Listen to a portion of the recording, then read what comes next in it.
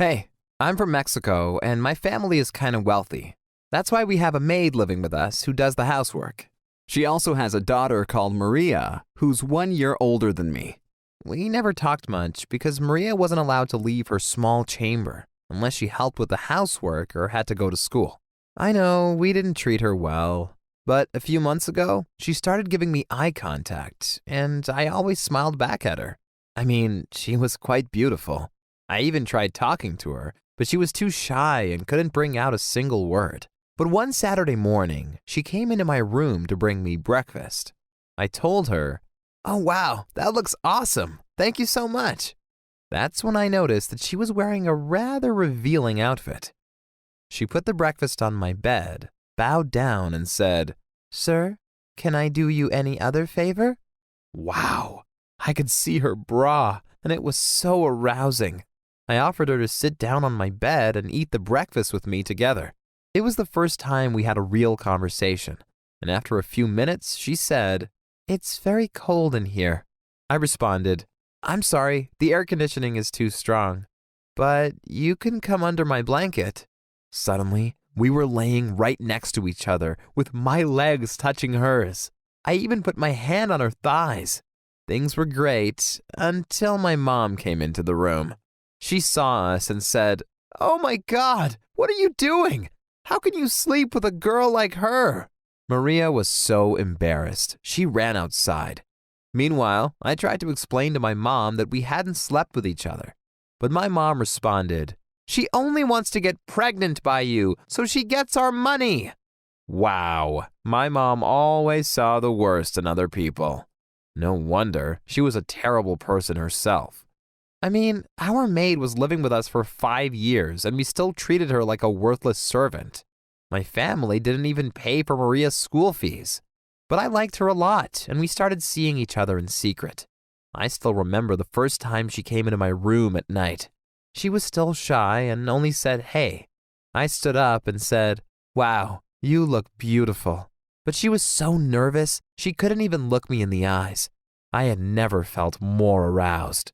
She was wearing a short black dress, and I couldn't help myself. I put my hand on her wrist and pulled her towards me. Then I grabbed her hair, pulled it back, and kissed her. This was the first of many nights we spent together. But then it happened. She told me she was pregnant. I was confused and said, "But we always use protection. How could this happen?" She said she didn't know either. But I had a suspicion. Maybe after we slept with each other, she had searched the trash and pulled out my protection. But of course, that's just a suspicion. Anyway, it was hard to tell my parents about the baby. Both of them freaked out, and my dad even wanted to throw Maria out on the streets. I was shocked and said, "No, I love her, and I want to be her boyfriend. She isn't as bad of a girl as you think." I guess my parents were disappointed I wouldn't marry a girl from a good family. But I really didn't care. Maria was a lovely girl, and she was carrying my baby. However, in the first few months of our relationship, I learned that we were quite different. I don't want to sound arrogant, but Maria was less educated than me, and I didn't enjoy talking to her much. I still tried to be a responsible dad, but when I turned 18, I went to my first party. It was so crazy with all those beautiful girls. I stayed faithful that night and didn't kiss or sleep with another girl, but afterward, I started having doubts about my relationship with Maria. Maybe I wasn't ready for a family, and things got worse when I went to university. There were so many pretty girls, and many of them were flirting with me. I just couldn't take it anymore, so I went to Maria and said, "I know you'll be angry, but I want an open relationship." She started crying and said, "No, that's not fair." But I responded, "I'm just too young for a serious relationship. I'm sorry." I knew I was a douche because Maria had no choice. She couldn't leave me because she had no money. She was dependent on me. And as horrible as it sounds, I kind of like that because it made me feel powerful. Well, after Maria had given birth, my parents rented us a small apartment next to my university where we moved in. But I partied often and even brought girls home. And yes, I took them into the same bed my girlfriend was lying in. She would act as if she was asleep most of the time. But one night, I was drunk. woke her up, and asked if she wanted to join us. But she just started crying and ran outside. That ruined my mood, and I apologized to her afterward. Gosh, I knew I was such a jerk, but I still continued. One of my favorite girls I was dating was Mathilde. She was well-educated and funny. I told her I had an open relationship with my girlfriend, and then I asked her if she wanted to move in with us. She was reluctant at first, but finally agreed. It was so awkward when I introduced her to Maria. I said, "Maria, this is Mathilde. We've been seeing each other for a few weeks now, and I want her to become part of our relationship." I could tell Maria was angry. Of course, she wanted me all for herself. But that wouldn't happen, and a three-way relationship was still better than me breaking up with Maria. Then I pulled both of them close to me, and we all kissed each other. Gosh, it was one of the most exciting moments of my life. But it got even better afterwards. We also all slept in the same bed, which I loved, but they didn't get along so well and often insulted each other. Their conflict escalated when Mathilde accidentally used Maria's towel. Maria freaked out, and they ended up physically fighting each other wearing short pants on my bed. It sounds terrible, but it aroused me to see them fight over me. However, I still broke up the fight to make sure no one got hurt. In the end, Maria and I decided it couldn't continue like that. And now my parents are paying her $1,000 each month to rent her own apartment where she raises my daughter. I take care of my daughter on the weekends, and I really enjoy being a dad. But university is more important right now, so I can find a good job one day and provide well for both my daughter and Maria. A long time ago, I found a little baby monkey on the side of the street. His mother was nowhere around, so I decided to take him home with me. We were really poor, so to feed him, I had to starve myself. But he kept growing bigger and bigger, which meant he needed more and more food.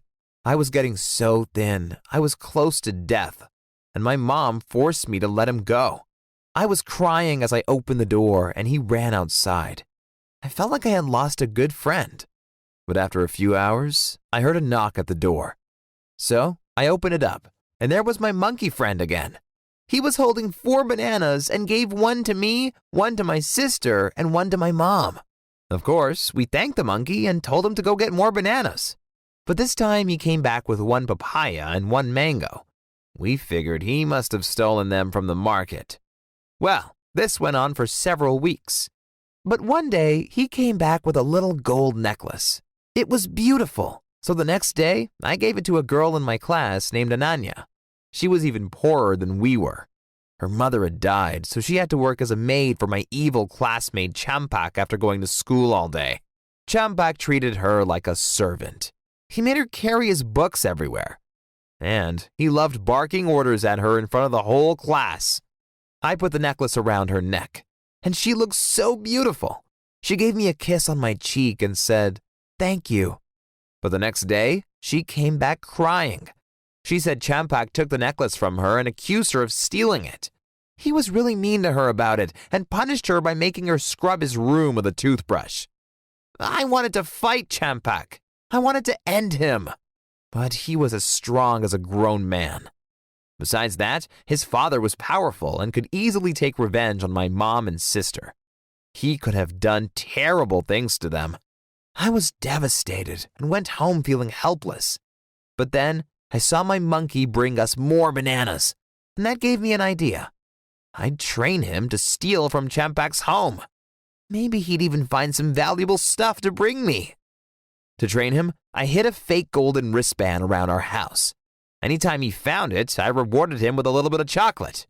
Once the monkey was well trained, I took him to Champak's place. There was a huge wall around it, but that was no problem because my monkey friend could climb it easily. He jumped from the wall onto the house and went in through a window. I didn't see the monkey for several minutes, and then I heard a scream coming from inside the house. I was getting nervous, but then my monkey came back climbing down the wall, and he was carrying a gold necklace with a beautiful stone. He gave it to me, and I stashed it in my pocket. I started running toward home, but my stupid monkey went back inside Champak's house. While I got home safely, my monkey didn't make it. The next day, I went back to Champak's house to look for my friend. There, I saw a poster. It said, "If you want this monkey, give us back our jewelry." That monkey had been my friend. I loved him very much, and I hated to lose him. But the jewelry he'd given me was worth enough to get Ananya away from Champak's family. So, my mom and I went to another city to sell the necklace safely. We took the best offer and came home with 60,000 US dollars. That's a huge amount of money in my country. It was enough that my mom and I could buy a small house. We invited Ananya to live with us for free, and she seems a lot happier since she became a part of our family. At last, I want to thank my monkey friend. Thanks to him, we can live a comfortable life.